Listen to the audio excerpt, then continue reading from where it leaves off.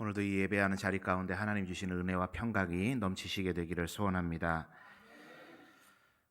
하나님께서 사람이 살아가는데 세우신 원리 중에 유전 법칙이라는 것이 있죠. 지금 이 시간에 과학적 근거 그런 걸 말씀드리려는 것은 아니고 유전의 법칙이 우리 살아가는 삶의 자리에서도 그대로 확인되는 것이 있는데, 그게 뭐냐면 부모를 꼭 빼닮더라. 누가요? 자식이, 자녀가 부모를 꼭 빼닮더라. 그게 바로 유전의 법칙이죠.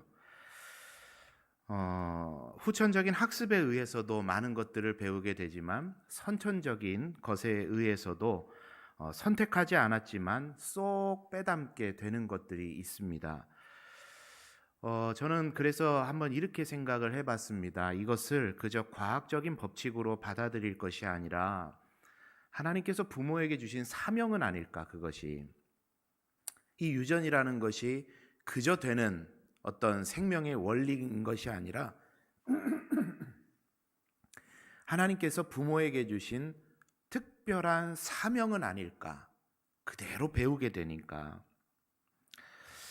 여러분은 운전을 어떻게 배우셨습니까? 운전면허 따시는데 한 얼마쯤 드셨어요? 배우시느라고? 저는 그냥 운전을 했습니다. 그냥 했어요. 누구에게 운전을 배운 적도 없고, 또 면허를 따기 위해 돈을 들여서 학원에 간 적도 없고, 그저 이제 운전면허를 취득하기 위해서 시험을 칠 때 내는 인지대, 우표 같은 거 붙이잖아요. 그때 내는 인지대 외에는 운전을 하는 데 있어서 돈을 들인 게 하나도 없습니다. 그냥 태어나 보니 운전이 됐어요. 태어나 보니 된 것은 아니고 그냥 어느 날 정말로 됐어요. 어머니께서, 제가 한 고1, 고2쯤이었던 걸로 기억을 하는데, 어머니께서 이제 차를 가지고 나가시기 편하시도록 집 앞에 마당에 주차되어 있는 차를 후진으로 빼서 바르게 잘 대놓는 거를 제가 어느 날 했어요. 그때부터 물론 도로에 나가지는 않았지만 그냥 운전이 됐습니다. 그래서 저는 지금 운전면허증이 1종 보통이 있고 1종 대형 면허가 있거든요. 제가 운전병했던 거는 이제 예전에도 말씀드린 적이 있어서 여러분 잘 아실 텐데, 군에서 전역하기 전에 고참들이 이제 그 시간이 좀 남으니까 그 외출증을 끊어서 대형 면허를 따러 이렇게 외출을 나가서 시험을 보고는 하더라고요, 고참들이. 그런데 제가 군 생활하는 동안에 고참들이 나가서 대형 면허를 따러 나가서 그 면허를 따서 오는 사람을 한 명도 못 봤어요. 번번이 다 떨어지는 거예요. 그래서 저는 생각을 했죠. 아니, 운전병이라는 사람들이 왜 운전면허에서 떨어지지? 그리고는 저는 이제 군대에서는 나갈 시간이 없어서 하지는 못했는데, 전역을 하고 나서 대학에 다시 복학하기 전에 시간이 날 때 그래, 고참들은 떨어지는데 나는 어떨까, 나도 가서 한번 해봐야 되겠다. 그러고 가서 그냥 붙어버렸어요. 네. 학원도 안 다니고 누구에게 배운 것도 없고 그냥 가서 버스에 처음 앉아봐서 그냥 붙어버렸어요. 예전에 제가 제 꿈이 뭐였다 그랬죠? 카레이서가 제 꿈이었다 그랬잖아요. 했으면 잘했겠죠? 그죠? 네, 잘했을 것 같아요. 그런데 여러분, 제가 그렇게 된 이유가 분명한 이유는 있습니다. 제가 가만히 되짚어 보니까 제가 태어나기 전부터 아버지께서는 운수업에 종사하셨어요.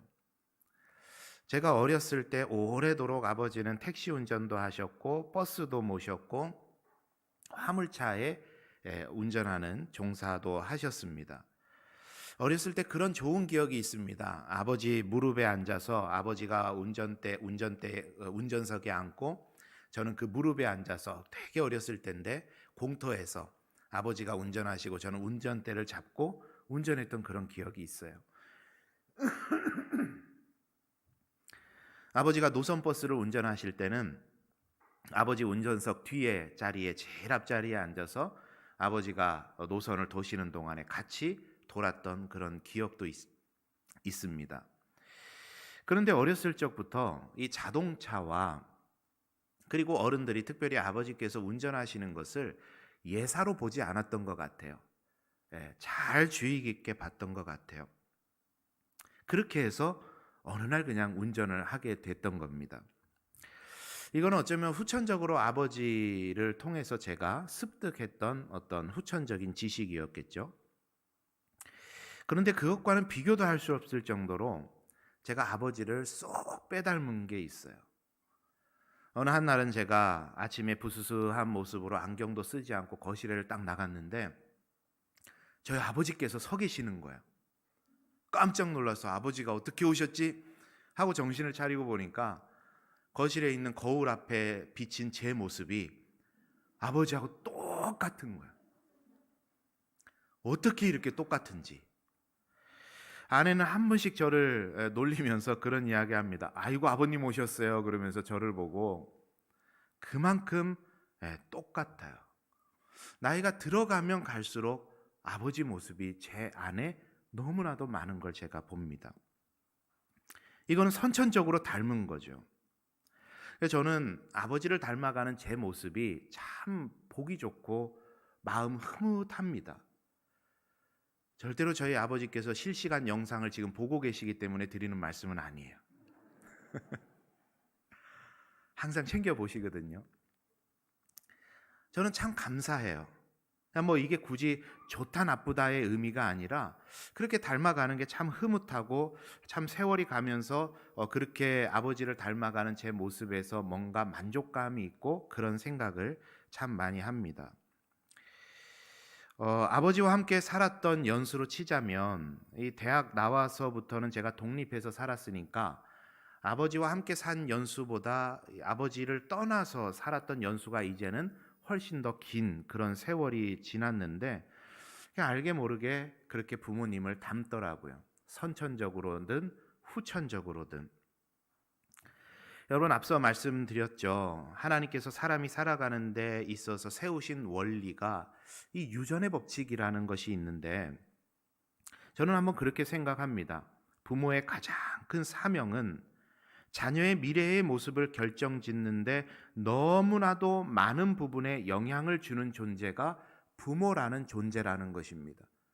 선천적으로든 후천적으로든 너무나도 많은 영향을 자녀에게 주는 존재가 부모라는 존재예요.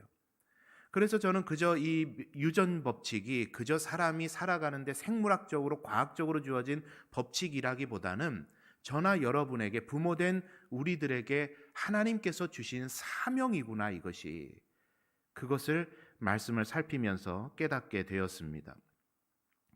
오늘 어버이 주일을 맞이하면서 가슴에 여러분 카네이션 한 송이씩 다 다셨죠. 우리 교회는 이제 연로하신 분들에게만 달아드리는 것이 아니라 우리 부모된 모든 분들에게는 이 카네이션을 다 달아드렸습니다. 아까 들어올 때 뵈니까 젊으신 분들은 나는 아직 때가 안 됐다고 그렇게 손사래를 치시기도 하시던데 부모된 모든 분들은 이 카네이션을 달아드렸는데 저는 오늘 이 어버이날 그리고 가족 사랑의 달을 우리가 한번 맞이하면서 이 카네이션의 무게가 어떤 것인지 부모로서 하나님께서 우리에게 주신 사명은 무엇인지에 대해서 오늘 본문을 근거로 해서 한번 여러분과 고민을 해봤으면 좋겠습니다. 지난주와 마찬가지로 오늘도 예수님의 어린 시절로 한번 들어가 보겠습니다. 지난주는 예수님의 12살 무렵에 있었던 어린 시절 아동기였다라고 한다면 오늘 본문에서 다루고 있는 부분은 예수님께서 한 생후 40일경 되었을 때 아주 갓난 아기 때의 이야기를 다루고 있는 내용입니다. 40절에서 41절이 넘어가는데 우리가 볼 때는 한 절이 넘어가는 거지만 그 시기적으로 보면은 한 12년 정도의 시간이 후딱 넘어가 버리는 그런 장면이 오늘 본문인데요. 우리 한번 22절의 말씀을 같이 보도록 하겠습니다. 22절 같이 읽어봅니다. 시작. 아기를 데리고 예루살렘에 올라가니. 자, 어느 날이 되었다 그러죠? 정결 예식을 해야 될 날이 되었다. 그래서 이 아기 예수를 부모가 성전으로 데리고 가게 되는 겁니다. 자, 그런데 여기에 나오는 이 정결 예식이라는 말이 가지고 있는 그 배경적인 의미가 두 가지 의미를 가지고 있어요. 이 정결 예식을 통해서 유대인들이 두 가지의 율법 의식을 가지고 지키게 되는데, 그게 23절과 24절의 그 배경이 하나씩 적혀져 있습니다. 자, 준비는 하지 않았을 텐데 23, 4절 가능하시죠? 먼저 한번 23절에 어떤 내용이 적혀 있는지 같이 한번 보도록 하겠습니다. 시작.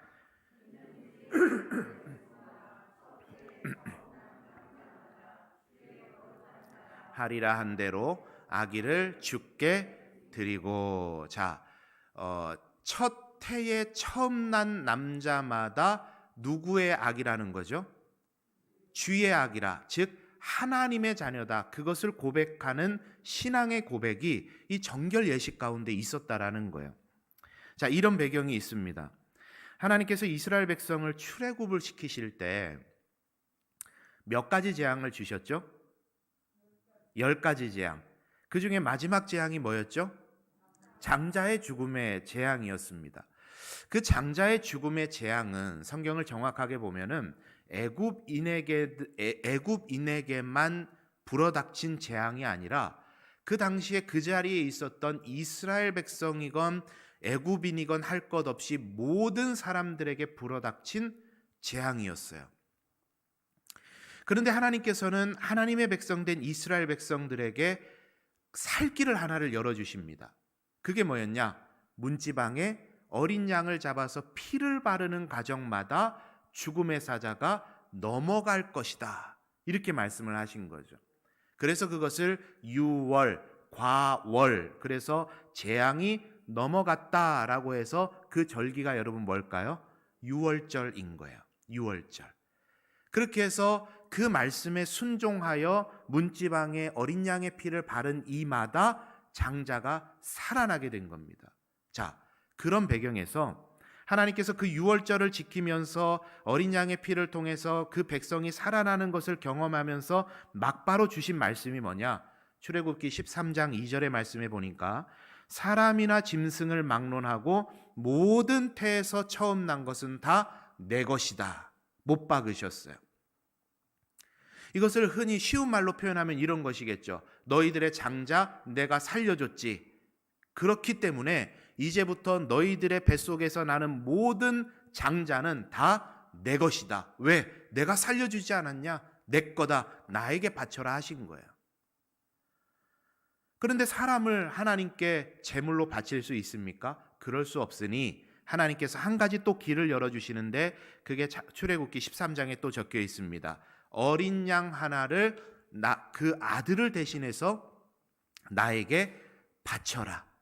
그러면 그 아들을 바친 것으로 내가 여기겠다라고 하시면서 어린 양 규례를 세우시는데, 그게 대속의 어린 양입니다.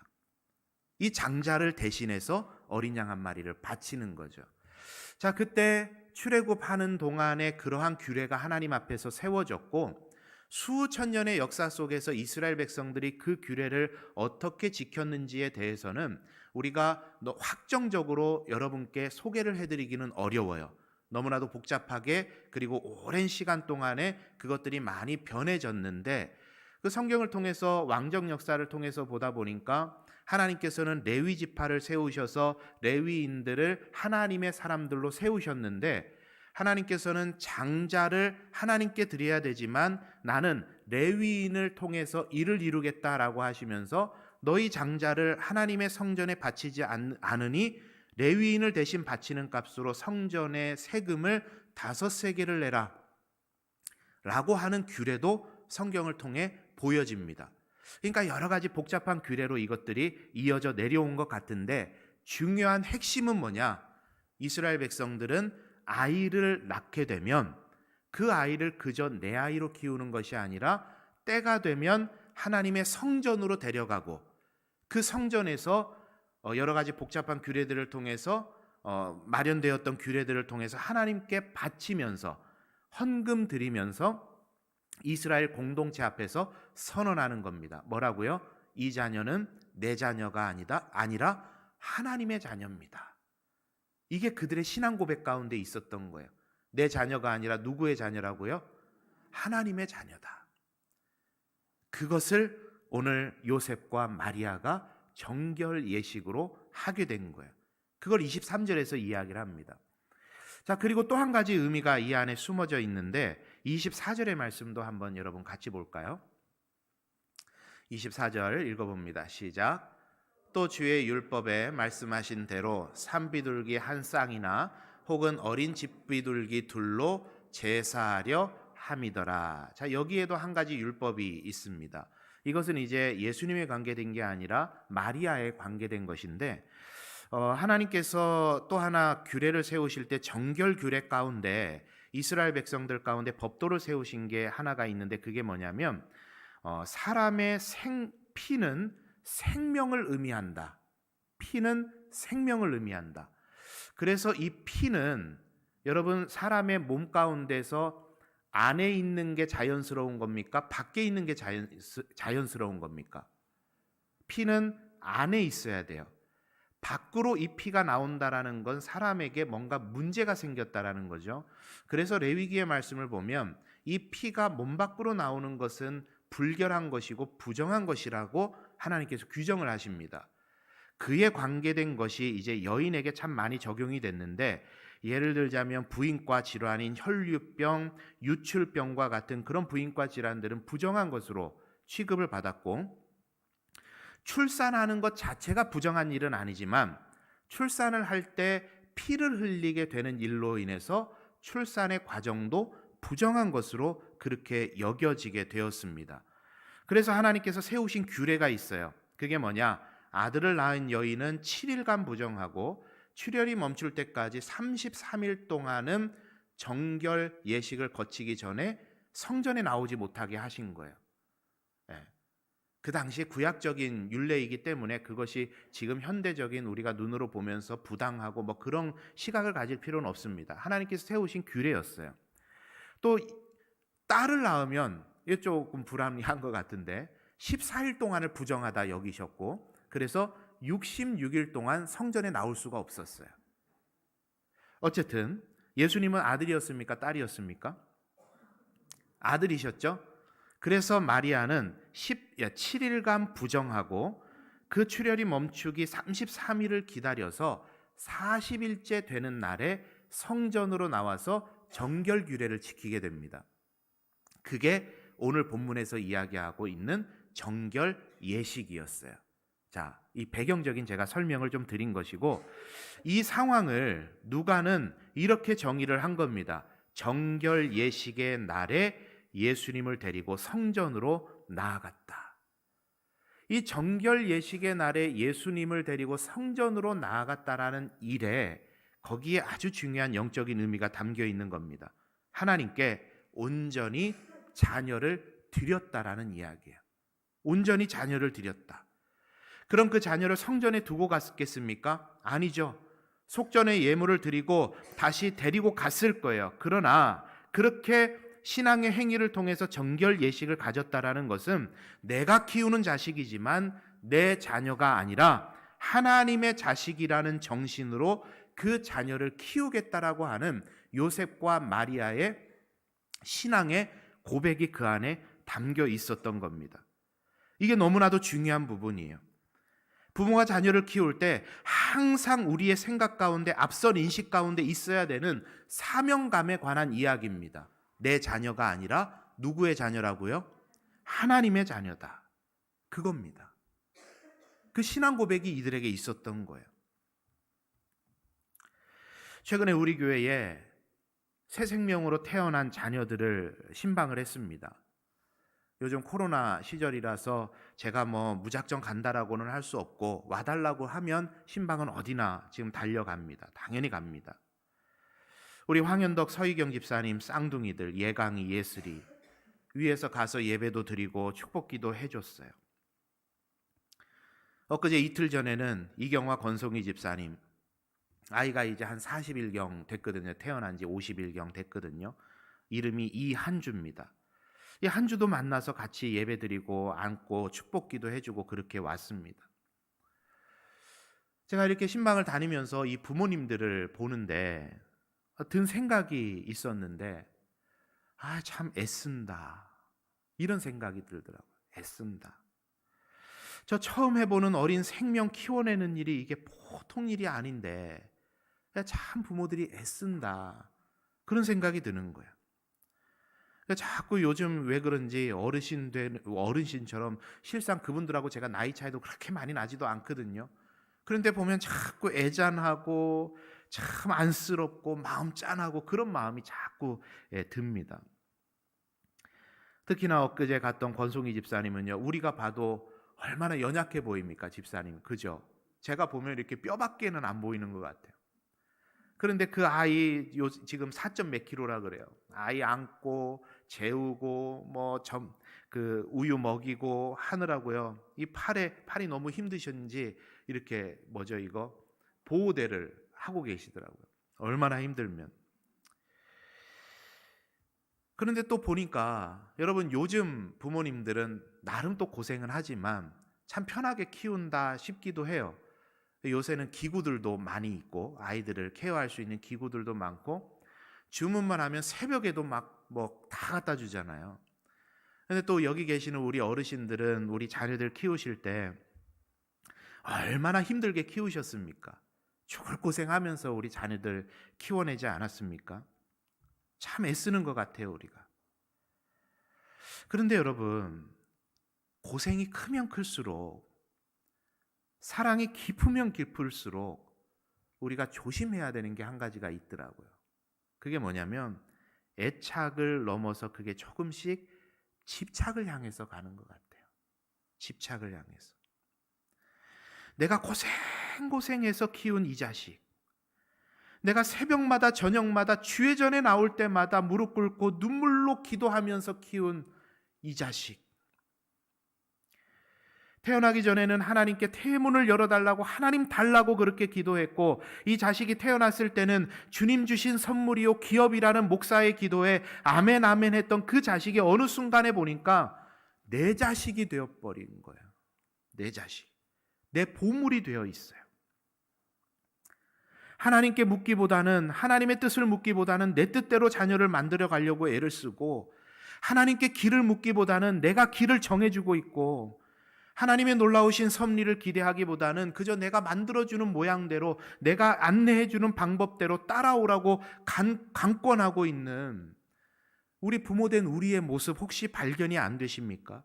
주의 율례와 법도로 가르치기보다는 세상 살아가는 율례와 대학에 합격하는 법도를 가르치는 것이 주가 되어버린, 그래서 지난주에 말씀드렸죠. 에베소서의 말씀대로 자녀의 마음에 상처를 주고 있는 그런 모습으로 하나님의 자녀가 아니라 내 자식, 내 자녀로, 내 보물로 그렇게 자녀를 키우려고 애쓰고 있는 우리의 모습이 있지는 않습니까? 여러분, 돌아볼 필요 있지 않습니까?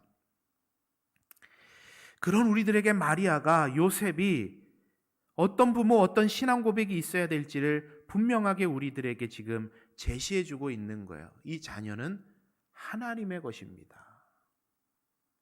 우리 한번 따라할까요? 이 자녀는 하나님의 것입니다. 우리 사랑하는 성도님들, 여러분의 자녀를 하나님께 올려드리시게 되기를 바랍니다.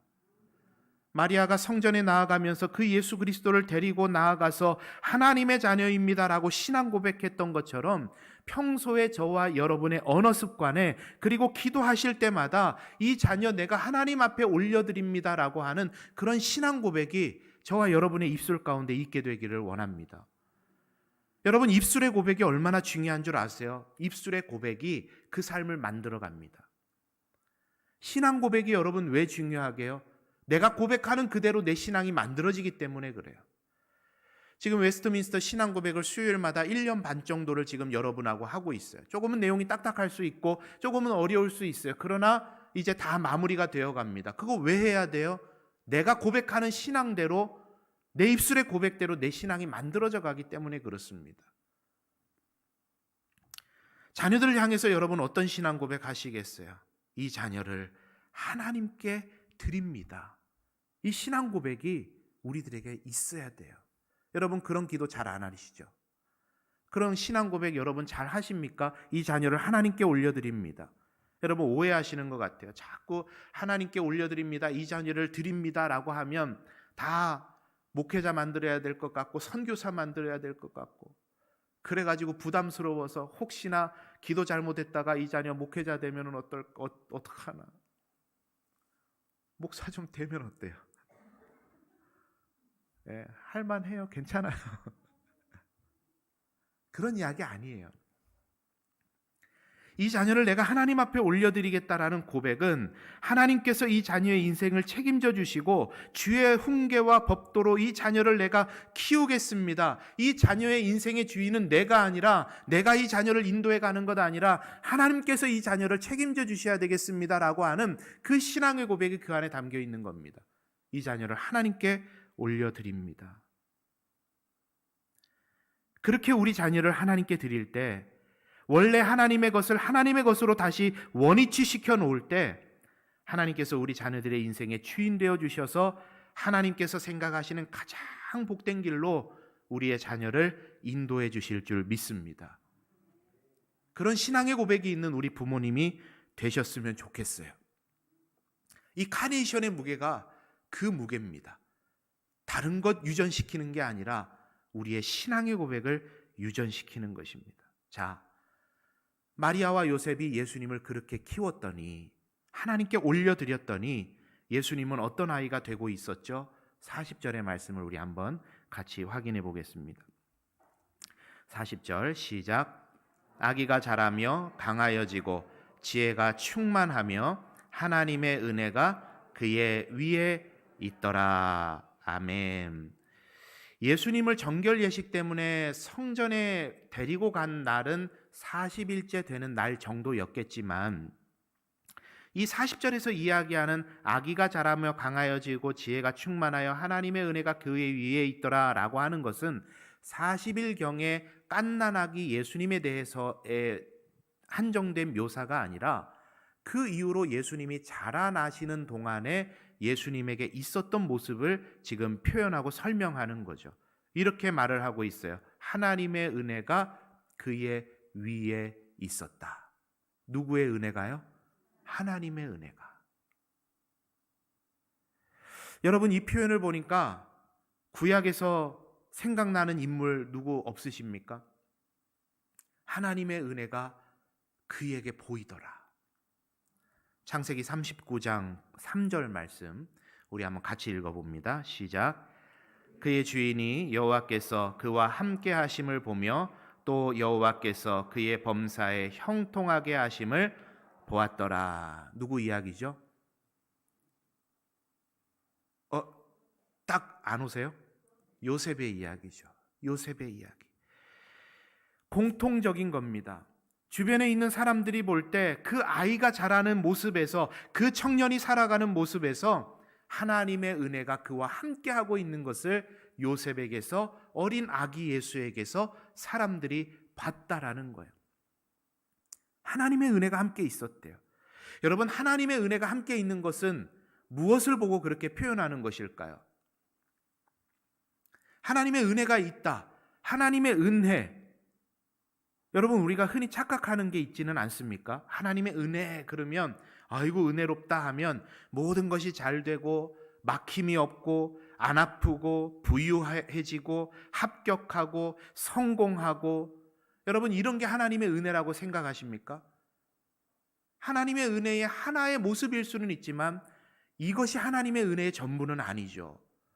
여러분, 만약에 이렇게 모든 것이 잘 되고 막힘없고 아프지 않고 부유해지고 하는 게 하나님의 은혜라고 여긴다면, 여기 계시는 분들 중에 하나님의 은혜 가운데 있지 않은 분들도 계셔요, 안 계셔요?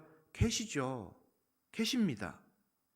막히고 아프고 가난하고 불합격하고 실패하고, 여러분 그런 경험 안 하세요? 늘상 하는 경험 아닙니까? 모든 것이 잘 되는 것이 하나님이 주신 은혜라면은 우리는 하나님의 은혜 가운데 지금 못 살고 있는 겁니다. 좀만 되려고 하면 막히고요, 이번은 될 줄 알았는데 떨어지고, 코로나는 끝나가는데 코로나 걸려버리고, 이게 무슨 하나님의 은혜입니까? 잘 되는 게 하나님의 은혜라면. 여러분, 하나님의 뜻은 어디 있는 것일까요? 하나님의 뜻은 성공하는 데 있지 않고 승리하는 데 있더라고요. 제가 지난 주간에 쭉 계속해서 묵상하던 이야기예요. 우연찮게 어떤 목사님의 설교를 듣는데 그 목사님 이름도 생각이 안 나고 정말 우연찮게 스치듯이 지나가면서 들었던 설교, 아주 짤막한 구절이었는데 강하게 제 마음에 와서 박히더라고요. 그리스도인의 삶의 목적은 성공하는 데 있는 게 아니라 승리하는 데 있다. 정말 맞는 말이더라고요. 여러분, 요셉의 일화를 보니까 어딜 봐서 요셉의 삶이 성공입니까? 노예고 감옥이고. 그런데 전화위복되어서 우리는 희망을 좀 발견합니다. 전화위복되어서 우여곡절 끝에 그가 총리가 되어버린 거예요. 이야, 성공했다. 여러분, 천만의 말씀이에요. 요셉이 총리가 된 이후로 430년 종살이 시작된 겁니다. 어디 총리가 된 게 성공입니까? 요셉이 총리가 된 이후에 어떤 일이 있었는지 성경은 적지는 않고 있어요. 그리고 출애굽기로 바로 넘어가 버리죠. 그런데 다른 나라의 사람이 이 나라에 와서 총리가 된다라는 것이 얼마나 고달픈 일인지에 대해서 성경을 보니까 대변해주고 있는 인물이 한 명이 있어요. 누군지 아십니까? 다니엘이에요. 다니엘이 이 나라에서 포로로 잡혀와서 바벨론이라는 나라의 총리가 됐는데, 여러분, 총리 됐으니까 뭐 그냥 볼 때 성공하고 승승장구하는 겁니까? 그렇지가 않았잖아요. 온갖 정적들이 일어나서 다니엘을 죽일 궁리를 하고 사사건건 시비를 걸고 뭐 좀 하려고 그러면 브레이크 걸고 얼마나 고달팠습니까? 요셉에 대해서는 성경이 적지 않으니까 그런 일이 없었을까요? 불을 보듯 뻔한 거예요.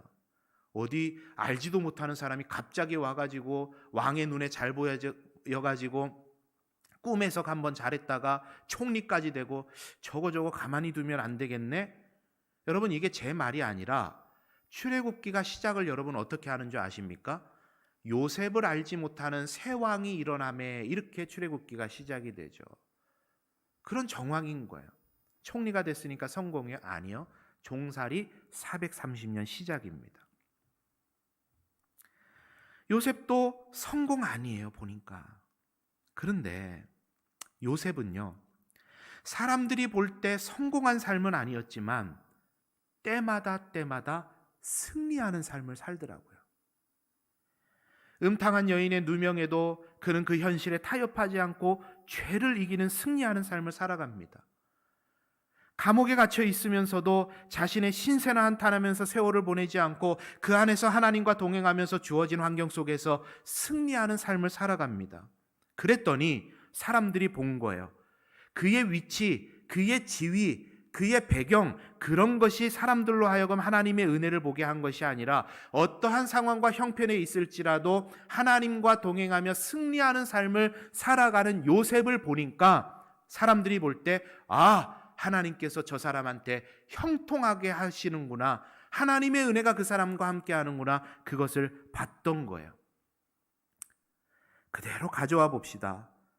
예수님에게 하나님의 은혜가 그 위에 있었더라, 이 말이 어떤 뜻으로 삶에 나타났는지 성경은 적고 있지는 않아요. 어떤 모습으로 적혀 있는지 그냥 한 절이 12년 동안의 삶을 그냥 한 절로 하나님의 은혜가 그 위에 있더라 요약해 버렸습니다. 정확하게 어떤 은혜가 있었는지는 모르겠어요. 그러나 하나님께 바쳐졌던 그 아기가 구체적으로는 모르겠지만 사람들이 볼 때 그 예수 그리스도의 성장사 속에, 아, 하나님의 은혜가 저 아이가 함께 하는구나, 하나님의 은혜가 저 아이가 자라나는데 함께하고 있구나, 모든 사람들이 그것을 봤다라는 거예요. 사람들이 봤고 누가가 그걸 본 거예요. 그리고 기록을 하지 않습니까? 하나님의 은혜가 그와 함께하더라. 여러분, 저와 여러분에게 주신 이 하나님의 자녀들, 앞으로 어떤 인생을 살아갈지 우리가 어떻게 알겠습니까? 우리 경험껏 안내해주고 조언해주고 하기는 하지만 이 자녀들이 어떤 인생을 살지, 어떤 지위를 가지게 될지, 얼마만큼의 재산을 가지게 될지, 얼만큼 건강하게 살지 우리가 그거 어떻게 압니까? 하나님께서 하시는 만큼이죠. 그러나 중요한 거 하나는 있지 않습니까? 하나님의 은혜가 그 위에 함께 하더라. 그런 인생은 살아야 되지 않겠습니까? 저와 여러분이 자녀를 볼 때도 마찬가지고, 교회의 우리 공동체된 우리 가족들이 우리의 자녀를 볼 때도 마찬가지고, 세상의 모든 사람들이 우리 자녀들이 나아가는 삶의 자리를 볼 때도 마찬가지고, 그의 삶의 형편과 상관없이 이야, 하나님의 은혜가 이 사람과 함께 하는구나, 누구와 함께 하는구나, 그것을 보는 인생이 되는 것이 복된 인생 아니겠습니까? 그게 승리하는 삶 아닙니까? 바라는 것은 저는 저의 자녀들이요, 성공하는 인생보다 승리를 쫓아 살아가는 인생이 되었으면 좋겠다라는 기도 제목을 가지고 있어요. 어제 아들을 보고 지긋한 눈으로 아들을 보면서, 아들아, 너는 하나님의 자녀야. 너는 내 자식 아니야. 하나님 자녀야. 그랬더니 아들이요, 아멘. 이렇게 하면 참 좋은데 이 아버지가 왜 이러시나 하는 눈으로 쳐다보더라고요. 그래도요, 여러분의 그 신앙의 고백이 자녀들의 가슴에 새겨지는 겁니다. 너는 내 자식 아니야. 하나님의 자녀야. 그렇게 우리가 하나님의 자녀로 자녀들을 올려드릴 때 하나님께서 그 자녀를 붙드시고 그들의 삶에 은혜를 허락해 주실 줄 믿습니다. 그 은혜를 드러내며 살아가고, 그 은혜를 붙잡고 살아가고, 그 은혜를 사람들에게 전하며 살아가는 우리 자녀들 다 되기를 바랍니다. 저는 우리 연산교회의 뜰을 밟고 자라나는 모든 자녀들이 그런 자녀들 되었으면 좋겠습니다. 사람들이 볼 때 성공하는 것 쫓아가는 인생이 아니라 하나님께서 볼 때 승리하는 인생을 쫓아가는 주의 자녀들, 그 자녀들 만들기 위해서 우리가 어떻게 해야 되죠? 부모의 중요한 역할입니다. 하나님께 올려드리고, 이 자녀 내 욕심껏 키우는 자녀가 아니라 하나님의 욕심껏 키우는 그런 주의 자녀로 내어드릴 때 그런 우리의 가정이 하나님 기뻐하시는 가정으로 든든하게 서나가게 될 줄 믿습니다. 여러분, 그 사명에 따라서 여러분은 무엇을 우리 자녀들에게 유전시키시겠습니까? 무엇을 유전시키시겠어요? 여러 가지 우리가 유전시켜줘야 되겠지만 이거 꼭 하나 기억하시죠. 이 자녀 하나님의 것입니다. 그리할 때 하나님께서 우리 자녀 키워주시고 안내하시고 이끌어가 주시고 함께해 주실 줄 믿습니다. 이 5월 가정의 달에 그런 복된 가정을 이루어 가시는 저와 여러분의 복된 삶과 자녀와 가정이 다 되시기를 소원합니다. 우리 함께 찬양하고